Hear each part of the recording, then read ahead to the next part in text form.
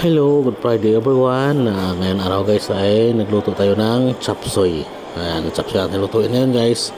Siyempre dahil chapsoy ang ating lulutuin, mayroon na tayo isda na pang prito, pang partner. Ayan guys, atin muna niyasin na nila masasin at saka lagyan ng magic sarap para luminam ng mga ating piprituhin isda guys. Yan. Yan natin isda ay malaman at saka pris. Yan. Yan guys, na-after ng prito guys, yan na yung isda natin.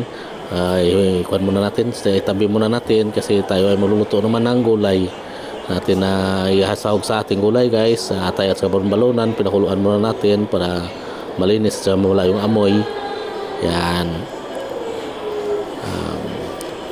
After ng pakulo natin guys, nugasan natin at saka ni slice. Yan ang tsura niya guys. Yan natin gulay, nakahanda na rin sa isang lagayan.